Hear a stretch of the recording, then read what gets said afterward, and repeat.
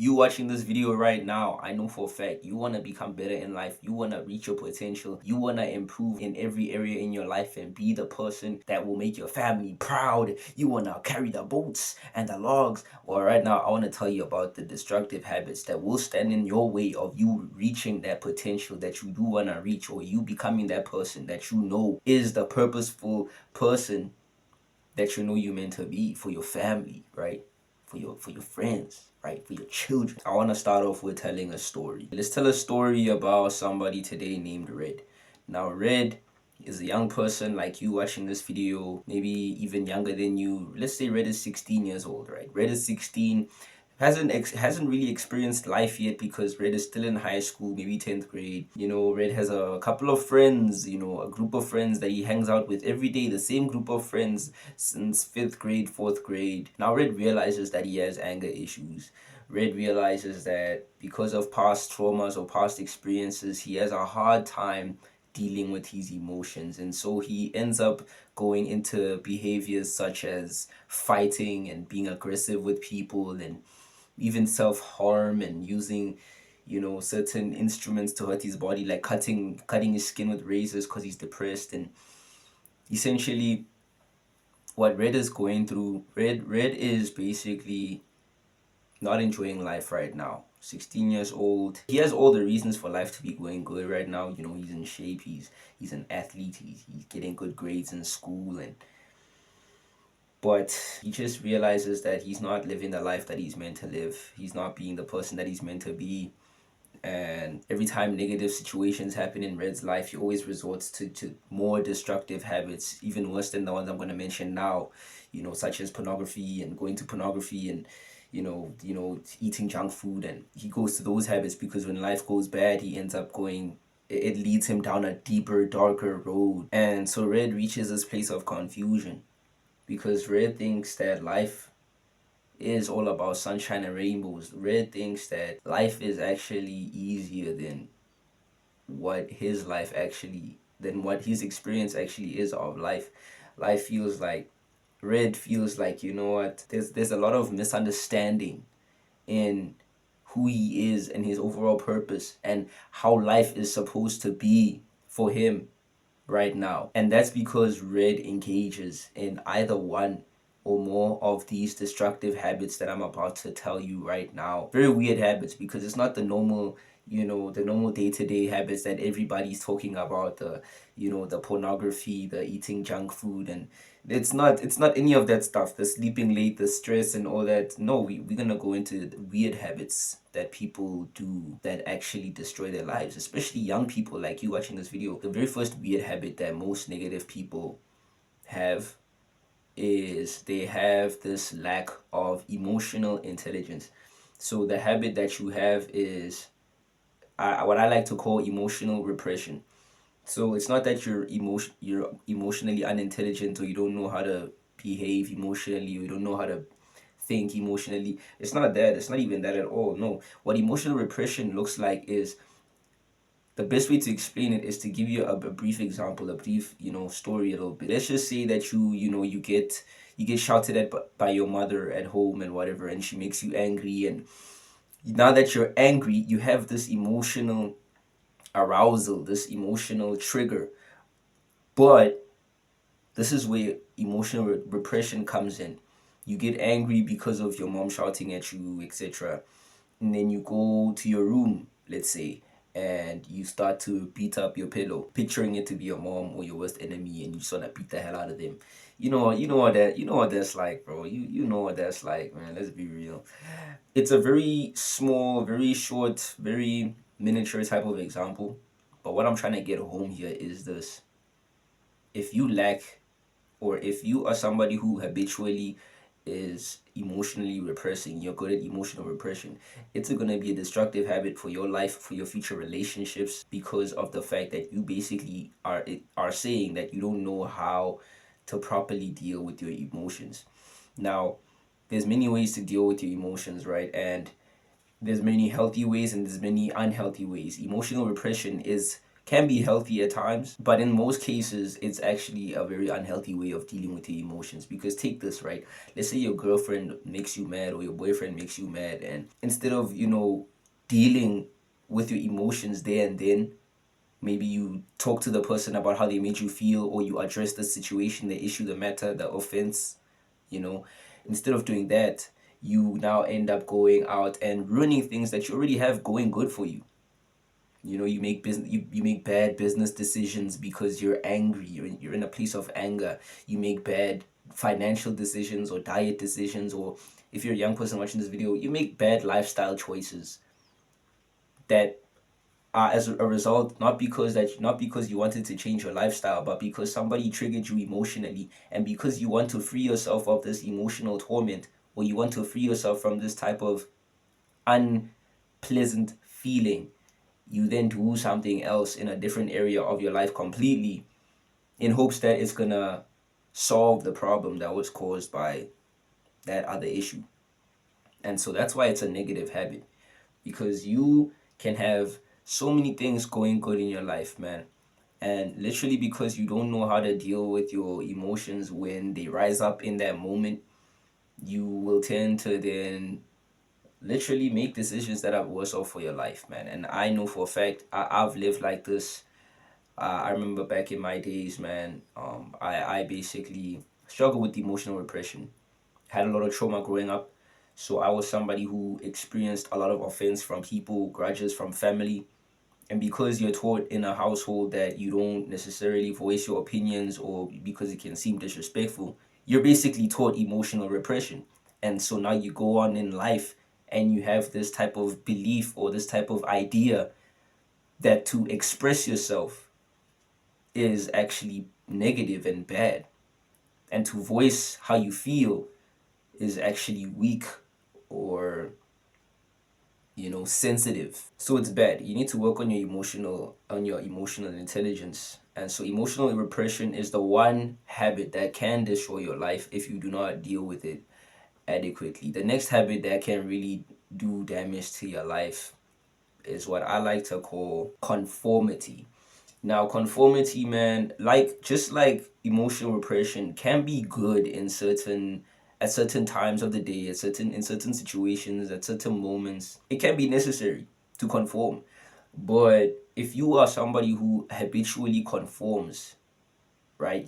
This is like your normal way of doing things, your normal way of going after things, of dealing with life. It will destroy your life. When I say destroy, I don't necessarily mean it will cause you to die, or cause you and your family bloodline descendants to completely perish and cease to exist, and you're never gonna survive your genetic specimens. And that's not necessarily what I'm saying when it comes to conformity, or when it comes to destroying your life. When it comes to destroying your life, when I say destroying your life, is basically you live the life that you are not meant to live. You become the person that you weren't meant to become. You end up with the achievements, the career that you weren't actually meant to, pursue and achieve. But literally, it's because of somebody else, another group of people, or another person that influences you to make the decisions that aren't true to you. And you're not staying true to yourself. You're staying true to false ideas of who you think you're supposed to be, or you know what I mean. And so, coming back to the second habit that people have, conformity, and how it can destroy their life, is literally in a sense that people have this thing where if there's a lot of people doing a certain action, taking part in a certain action or a certain activity or certain habits, what we do as the outside person looking in is we can say, you know what, just because most people are going with this, I'm also going to choose to go with this. People either have the idea that the majority is right, or they have this thing where they go with what everybody else is doing or saying or thinking, because they want to be liked and accepted, and they have this desire for people to recognize them and to love them. And to conform basically means to accept and to stand to the rules and the standards, right, that are currently set in place. So yes, there are times where it's good to conform. Yeah, don't go steal from the grocery store because you need to conform to the law. that says that stealing is wrong. But are you gonna conform when are you gonna conform when someone in your family tells you that you cannot be a millionaire in your family because nobody else has done it before? Or are you gonna conform to your friends who tell you that, listen, we're gonna go out drinking, and because you wanna be liked, you're gonna go out drinking too, even though you know that's wrong, even though you know that's not the life you're supposed to live, even though you know you're supposed to be somebody who sleeps on time, you need to have proper gray and white matter in your gray and white matter brain cells in your brain so that you can operate functionally. You don't want to shrink your hypothalamus, and so you're not going to conform, right? So there's times when this is necessary, and there's times when this is completely destructive. So you need to learn how to stop conforming in a way that destroys you. And what is conforming in a way that destroys you? Because you know what conforming is and you know how it takes place. But conforming in a way that destroys you as a person, that limits you as a person, is basically now you conform and you go in a certain direction, not because you think this is the right way to go, not because you believe this is the right way to go, but because you have this idea and perception or perspective that somebody else within this case knows more than me, so I'm gonna do what they do. And so conforming in this case, that in a way that can destroy your life, is it can really stop you from being unique and a unique person, and and then what do you call this, spontaneous. It stops you from being a spontaneous person. How are you gonna be the first person to do anything if you're always doing what everybody else is doing?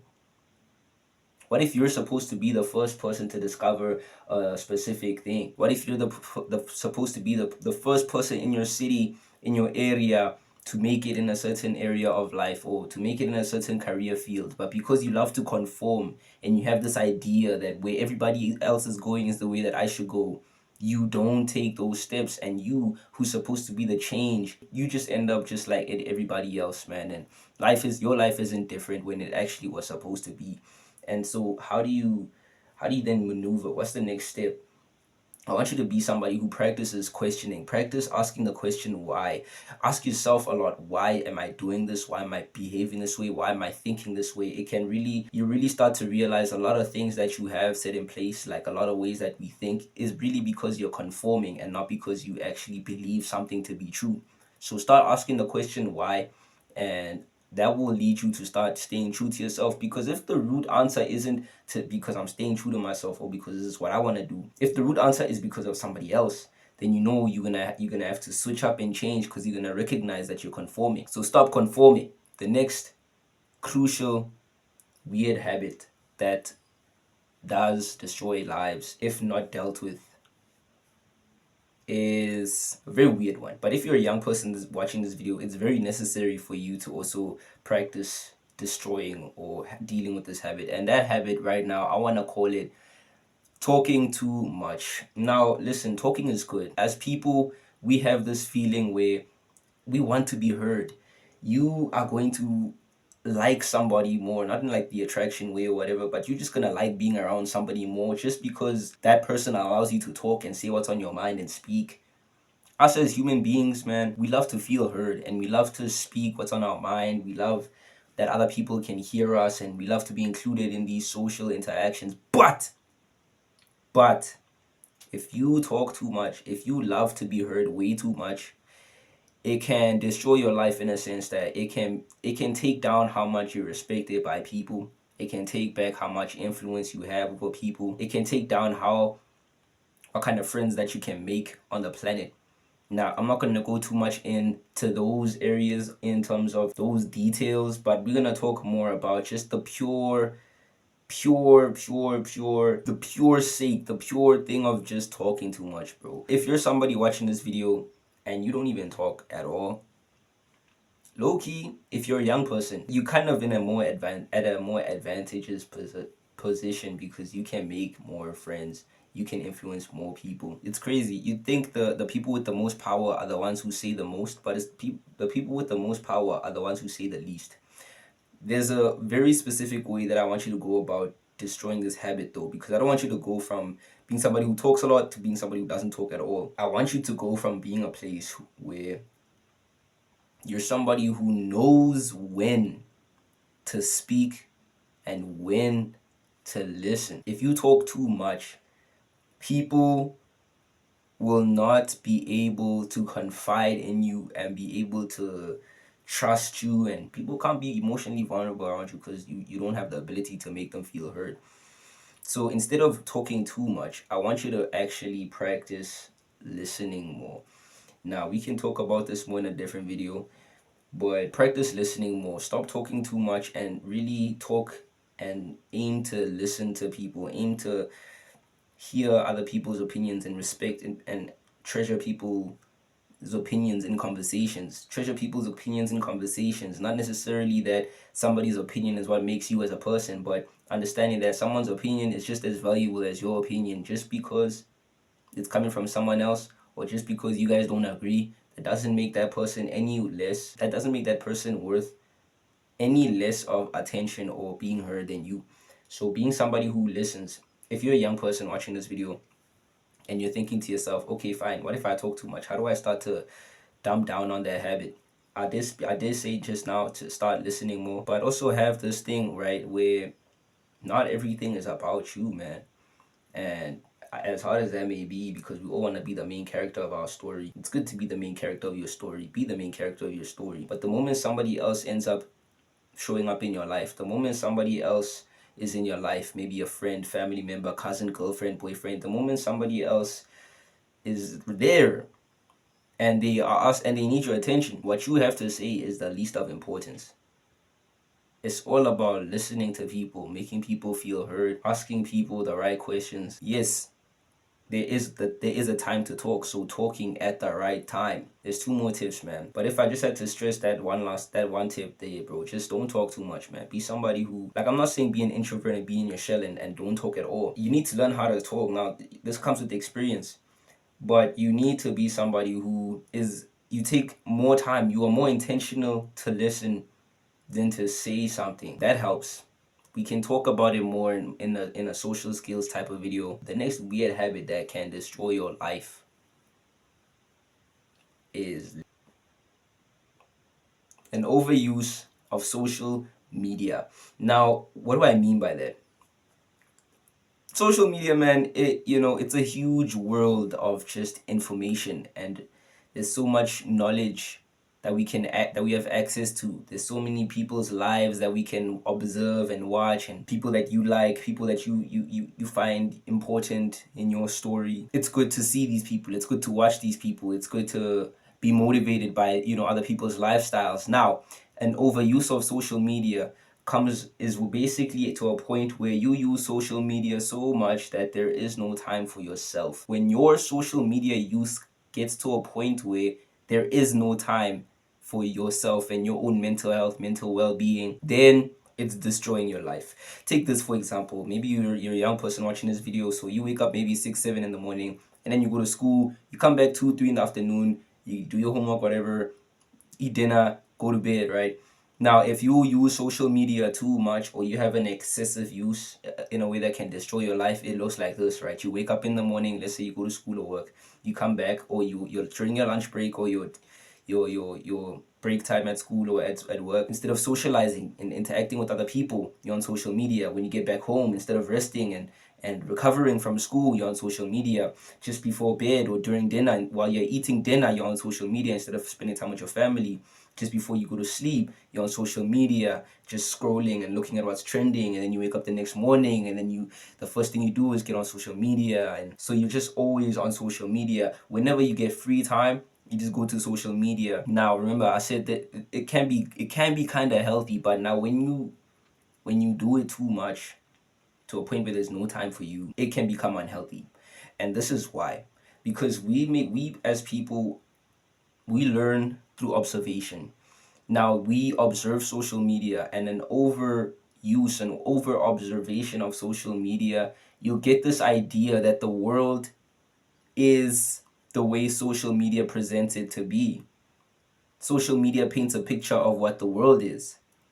If you look at social media way too much, it can influence you to see the world the way that whoever made that content intended for you to see things. So if you're watching healthy content like this, you're watching videos that make you better, that make you think more about your life, that make you think more about how can you be more healthy, and you watching videos on how can I be a better person. Yeah, sure. Watching these to help you make sense of the world, it's good because you're learning from other people. How do you succeed off of the struggles that you had once in your life? Okay, sure. But if you're watching, degenerate content, if you're watching just purely entertainment based content, or win 50,000, or I was stuck in a maze, or I was stuck in the mud, or I was stuck in Dubai, or whatever. If you're always continuously watching all of this content and then it's not something that's feeding your mind, your soul, it's not something that's beneficial for your mindset and your cognitive functioning, it's just passing time and it's just entertainment. Overuse of this can really destroy your life because of things like comparison that starts to creep up. You start to compare yourself to the people that you look up to. So an unhealthy way of comparing yourself can start to happen. Not only that, but you can you using social media too much and not making time for yourself can lead you to start losing sense of direction of your own life. So you can start losing your own types of discipline, drive, motivation for your own life and for your own purpose, because you start to lose sight of that because of social media. You start to get ideas of different desires that you may have. Oh no, okay, I don't want to live in a white mansion. I want to live in a brown phase brick mansion. I'm just making house examples, but it could be deeper, right? It could be in terms of career and purpose. And you see someone you look up to, a very good influencer on social media, making a name for themselves, making changing people's lives. Maybe this person is a fitness YouTuber, and they basically encourage other people to get on their fitness programs and all of that. And because you're always on social media, you're not making time for yourself, you're overusing social media, you then begin to make sense of your life through these people that you're watching, losing sense of your own drive, your own purpose, your own mission, because you're watching too much of this content. And then you start to align your desires, your mindset with the person that you're watching. Now again, this can be good and bad. This can be good or bad depending on who and the quality of the content you're watching. But if it's generally, it's going to be bad even if you watch content that's good for you, because generally what the person you're watching, his mission in life, his or her mission in life, what they're supposed to be doing and where they're supposed to go with their life, generally isn't the place that you're supposed to go with your life. That's why if you overuse social media, even if you watch beneficial content, it can destroy your life because you won't live the quality life that you know you're meant to live. You won't engage in the activities you know you need to, not even you know you need to. You're gonna lose a sight of knowing. You won't engage in the activities that you know that you need to engage into to fulfill your purpose and mission on the planet, because you are aligning your purpose and mission with the person that you're constantly watching every single day. Boom. One final weird habit that can destroy your life, especially as a young person watching this video. But generally, if you're at all ages, I think this video applies for you. But a lot of young people don't have this sense of relatability. There's not a lot of things young people can relate to because of how their lives are structured right now. Maybe you go to school, you live with your parents, you don't know, independence. You don't know what responsibility looks like, and so you're still trying to make sense of life and navigate around the world. And that's why I wanted to make this video for you. But to get into that last but not least, the last and final weird habit that people get into is negative self-talk. I made this the last habit because it's probably the most important, and it's probably the most it has the most impact on your life. If just this one aspect, this one habit is dealt with in your life, it has the most impact, the most major impact in terms of changing your life. Negative self-talk. I know back in high school, when we were back in high school, we used to learn about self-talk, and oh yeah, don't call yourself ugly in the mirror. We know that, don't call yourself, we know that stuff. But there's a certain level, a certain degree of self-talk that we didn't really learn in school, and we didn't even understand how powerful it is in school. And to help us, to help you gain a better understanding, I want to tell you this, man. is when it comes to self-talk, sometimes delusion is the solution, bro. Like I learned this from a good friend of mine, bro. Delulu sometimes is a salulu. And negative self-talk basically looks like this, man. Because life is moving in a certain direction in your own life, you see things from, with your eyes, or you hear things with your ears. You see things from your external reality. You see whatever happened, the event, the trigger, it caused something in your life, or it just reinforced something in your life. And then you look at yourself and you look in the mirror and you start to say all these negative things about yourself. You start to say all these bad things about yourself, and you don't even have the intention that they are going to ruin your life. No, you're kind of doing it in a sense of just being sad. You're just going through the motions, or you're being angry, or you're being irritated, frustrated, whatever. You you reminisce, you ruminate, you dwell on certain thoughts and beliefs and emotions, right, about yourself, that are not healthy, that are not beneficial, but they are kind of relating to the moment that you just encountered in your life.